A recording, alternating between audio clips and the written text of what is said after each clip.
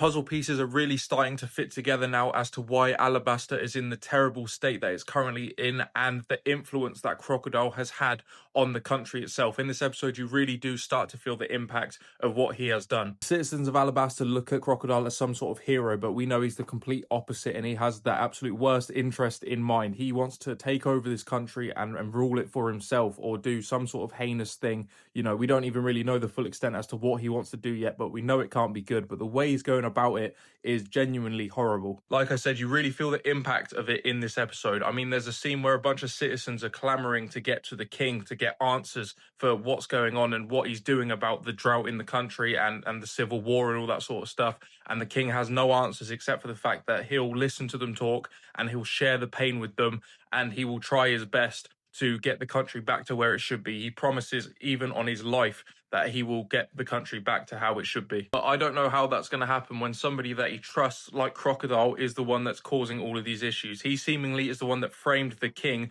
and made it look like the king was using this artificial rain and stealing it from another country, which caused a war, which in turn made the government ban this dancing powder. So Crocodile framed the king. It was known as the king's miracle back in the day. Whenever it would rain around the king's castle, it was known as the king's miracle. And Crocodile framed him with this dancing powder stuff and made it look like he was stealing rain from other countries, and that caused a war and chaos and carnage. And that's just a small thing of what Crocodile has seemingly done to cause the absolute chaos and drought and war and everything in Alabasta. It all comes down to one man, and that is Crocodile. Besides that, the Straw Hats reach a city called Eramelu that's completely buried in sand, and it used to be known as the City of Green until this drought happened and one of the rivers was destroyed. The canal was destroyed essentially, so no water could get to it, and they even find a corpse, a skeleton that they end up burying at the end of it. And like I said in this episode, you really do feel the impact of what Crocodile has done and the disgusting things that he's done to this country. It's heartbreaking as well seeing Vivi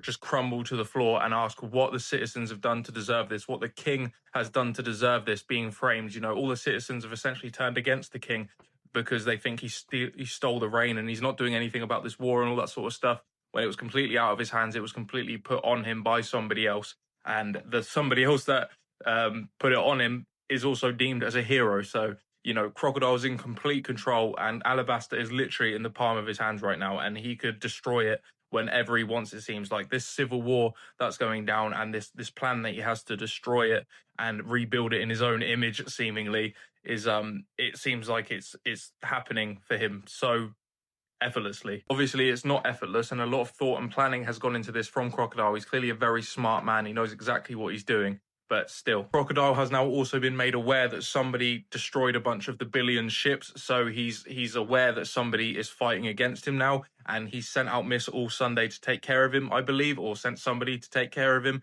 And he said anybody that opposes him must be crushed. I don't know if he's going to get his hands dirty. Obviously, he's got a save face with the Alabasta people. We can't go out and then just attack people for no reason. But, you know, the Straw Hats are pirates, so maybe he can get away with it in front of people. I'm not too sure. He can make them look like the bad guys. Crocodile's very good at that, at manipulating people. But like I said at the beginning, the puzzle pieces are starting to come together, how Crocodile has got to the position that he's in. And now all the Straw Hats can do is take the information that they've got and charge forward. And in the next episode, they're going to Yuba to confront the rebel army leader and try to convince him of all of Crocodile's crimes, because I assume he doesn't know about it, but I'm not too sure. We'll have to see. But Vivi seems to think she can convince him to change his mind about what he's doing. At this point, it's not just about Luffy going up and beating up Crocodile and then it'll be saved, sort of like what happened with Arlong. At this point, the whole country is with Crocodile, so they've got to convince a whole country that this guy that they believe is some sort of hero is actually the one causing all of these issues. So I think they have such a monumental task in front of them, like the biggest task they ever have. And I'm super excited to see how it how it all plays out. Also, I know it's a bit off topic, but there was something in this episode I thought was really funny. And that was when Luffy encountered these seal things called dugongs, I think. And he beat up one of them. They're like ninjas. And they all decided that because he did that Luffy was their master. And they all sort of like huddled around him. And Luffy was like teaching them martial arts and stuff.